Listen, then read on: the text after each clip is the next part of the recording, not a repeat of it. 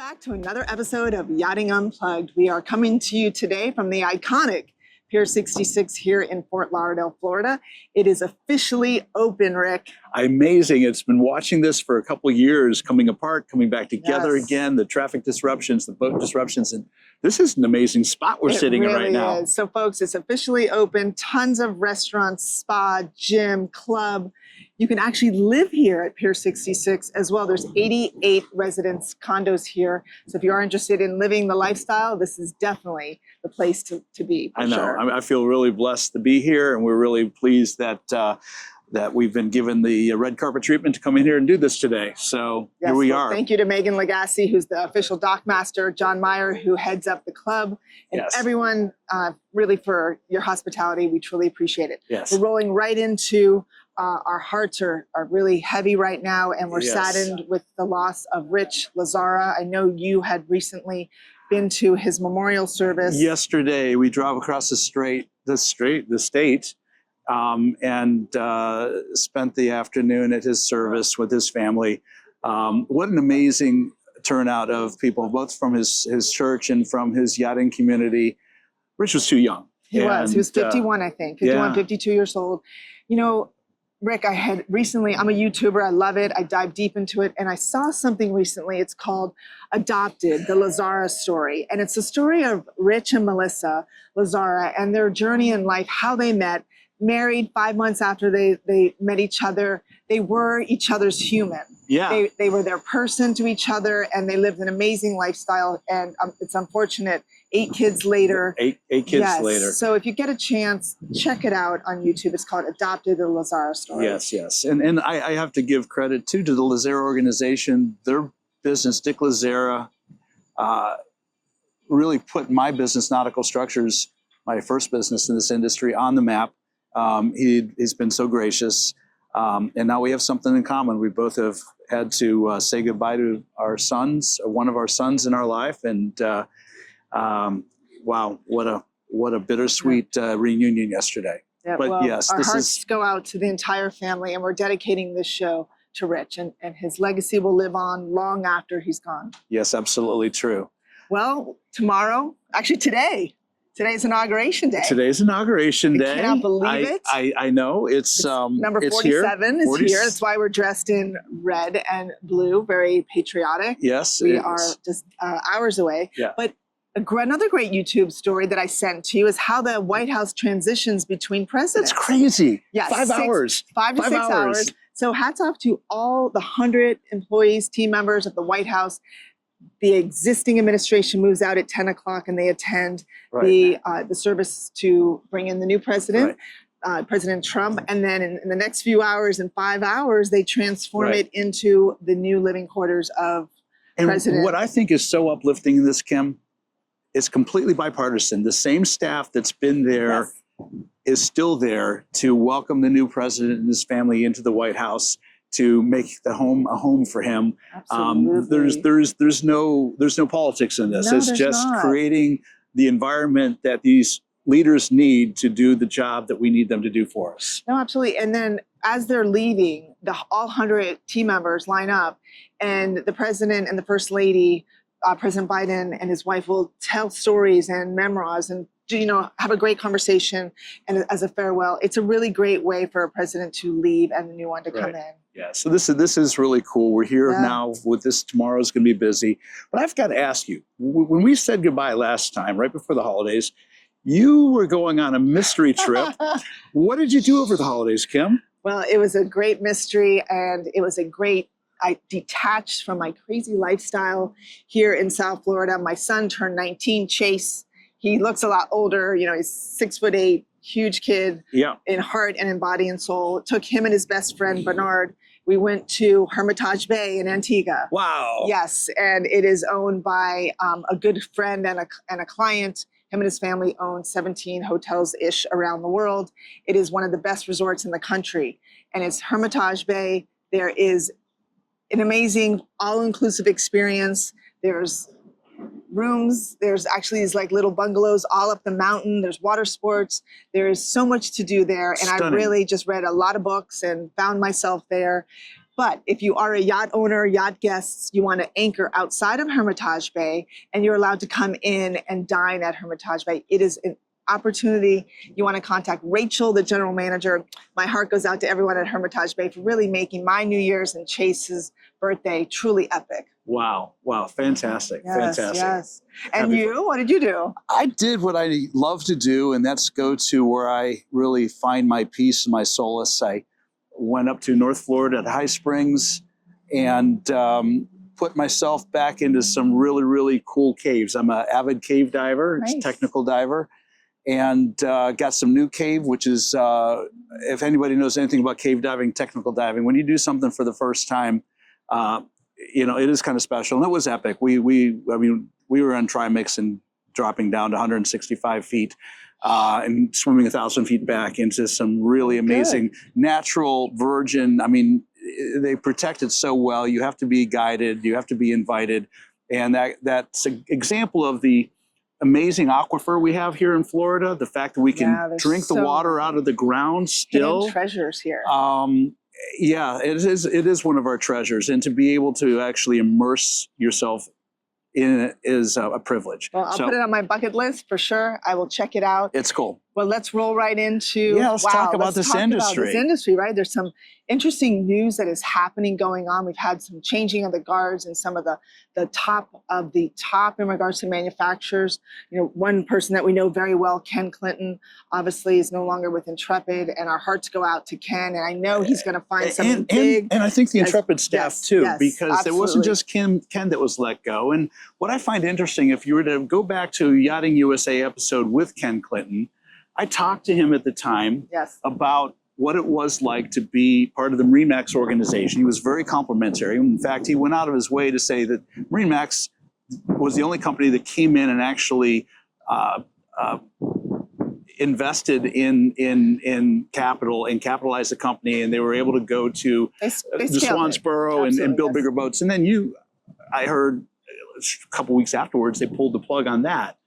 So there's that cautionary tale when big co's come in and you get these roll-ups and acquisitions. So yeah, I feel badly for Ken. They say when one door closes, another one opens, and I really do wish both him and Amy the best. MarineMax, I'm sure, has planned something big. We don't know. We'll stay in touch with them. Hoping to get them to sit and talk to us and get their version and vision of what to go forward with Intrepid. Absolutely. And then also you mentioned the USSA. Yes. So as an ex-board member, I was on the board 5-6 years ago. I've been close to the USSA. I'm one of the original members when they started the organization. Yes, so Nauticom and Kitty McGowan has been let go by the board of the USSA. This is going to be announced this coming Wednesday. You know, and I got to give Kitty and Julie and the whole Nauticom organization nothing but a lot of credit and love, because for 16 years they ran that organization and helped build it into what it is right now. I'm not on the board. I was not privy to the conversations and decisions, but I have to trust that the board is working right now in the best interest. So again, I wish Kitty and her organization. Thank her for her years of Are you service. kidding me? She's amazing.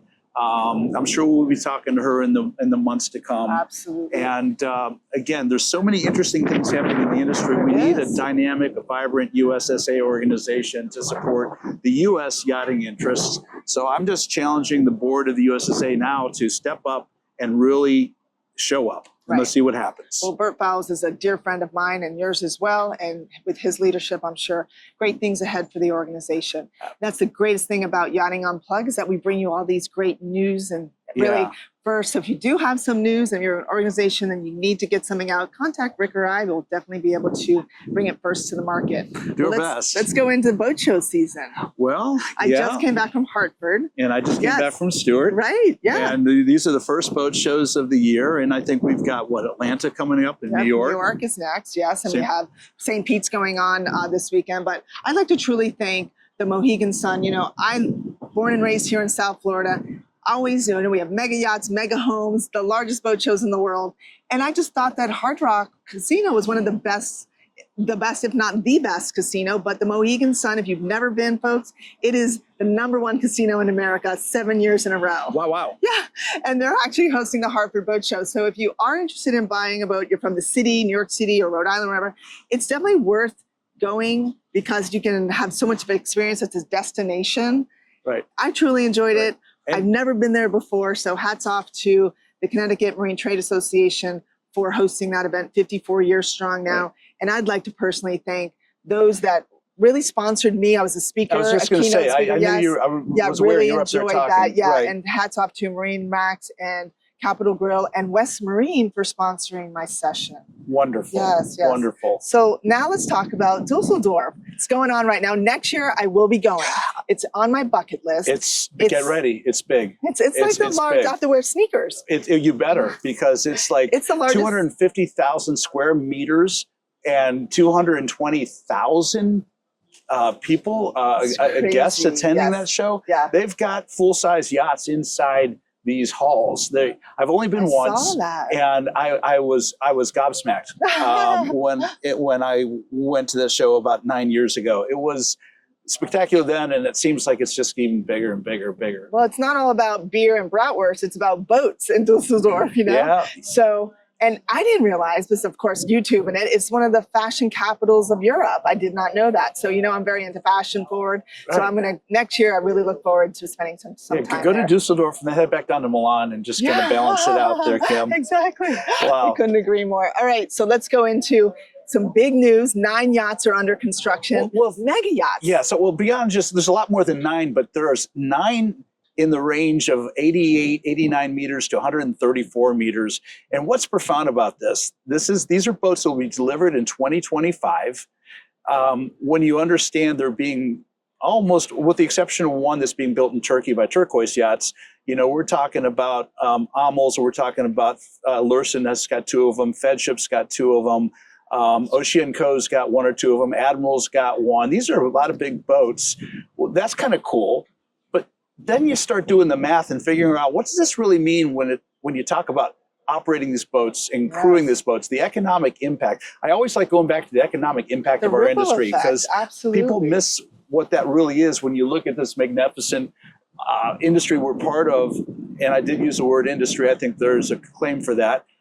So doing the simple math, it comes down to probably over 800, 850 seats, 850 professional job crew is going to be big to just crew these boats. Yeah. You know, before you talk about ancillary or sport of any other type. Now, these 9 yachts are like the 9 biggest that's going to be delivered. Let's not ignore the probably 30 to 40 yachts in the 35 to 65 meter range that will also be delivered this year. There's another 2,000 crew positions. So how are we going to get 2,500 to 3,000 crew brought in, trained, put into this industry? We have to start now. Absolutely. Well, we should not start a few years ago. Right? Yeah, I couldn't agree more. All right, so we're going to do a little education here, because you and I both are seasoned in the industry. Right, right. How does someone who's never in the industry convert meters to feet? What is that? So you want to know what that 58 those foot, people that are new to our show. meter, yeah. Okay, real simple. I normally round up the meters to what the next biggest number is, and I multiply by that by 3, and then round that up a little bit. So like a 58 meter boat is actually 192 feet. So it's 3. Do that math. So it's times 3 and then round up. Round up. Yeah, So and you get pretty darn close. I love it. Yeah. All right. Yeah. Well, Professor Rick, thank you for that education. That's the only thing I'm bilingual in is the conversion of meters and feet, because I work in Europe and the United States so much, it goes back and forth easy. An exciting time. And then we also discussed, you and I this week, about the Supreme Court ruling that's pending on. Yeah, and this is Supreme Court in Great Britain. Yes, correct. And this has a lot to do with what happened after the Ukrainian invasion and the seizing of assets of Russian oligarchs and Russians that are on the list that they've created for sanction, the sanction list. Well, Motor Yacht Phi is a Royal Heisman. She's a beautiful yacht. She's a 58 meter, 192 foot yacht. There's that conversion thing, right? Delivered in 2021, motor yacht. Royal Heisman normally builds these gorgeous sailing yachts, but this boat's spectacular. Almost 60 meters and under 500 gross tons. Those that know, that's amazing. She's been tied up to the dock in London now. 2 years. Yeah, 2 years, going 3 years almost. And they've been pushing back, saying, "Listen, the guy's not on the sanction list. The ownership's not an assumption. It's an assumption, and the owners are actually, in St. Kitts, and this boat should not be arrested." And they've been in court a few times and knocked down, but now the Supreme Court in the UK is taking this on. They just had the hearing a couple days ago. Yes. It's going to take a few weeks before the results come out, but whatever that result is, it's going to have a ripple effect on the large yacht industry. Yeah, so we will definitely bring that to you. I'm sure we'll hear the news shortly, since it's a pending decision right now. Right. So we'll see where that goes. And there is more industry news that is worthy of a conversation. Yes. You know I'm big into safety. Well, yeah. How do you end every one of our shows, Kim? Boat smart from the start. Smart from the start. Yes, April 14th to the 17th, I am the Master of Ceremonies at the International Boating and Water Safety Summit, put on by the National Safe Boating Council. I got bit the bug last year when I was a keynote speaker there. Very lucky as a dealership. We haven't had, knock on wood, a lot of accidents, 0 accidents actually. Bravo. And when you hear the stories, it's so important that the industry embrace safety. And you had shared with me an unfortunate accident. Yeah. So Christmas, you want to share what happened? Christmas Eve, down in St. Bart's, motor yacht Loon, and I know that program reasonably well. I know the yacht management company very well. In fact, I'm interviewing the yacht management company next week on my Yachting USA podcast, because there's a lot of disinformation, a lot of bad information out there. And while I'm not here to really point fingers too much or lay blame, so to speak, some bad decisions were made. The crew celebrated Christmas in the beginning of their holiday charter season. They went to a restaurant, unfortunately. And drank a lot. They drank a lot. And the HCB 54 that was taking them back to the boat was being operated in a somewhat reckless manner, as many people have reported, eyewitnesses have described, and went up on the rocks. And unfortunately, almost everybody on the boat was injured. One young lady was flown to Miami for facial reconstruction surgery because of severe injuries. Yes. And so it's a cautionary tale, not just for Loon, but it's the bigger picture of when you make these bad decisions, the ripple effect, what it has. Charters had to be canceled. Lives are forever changed. I will say something, because I am aware, and I love giving credit where credit's due. The owner of that boat and that program has stepped up. They're doing the absolute right thing.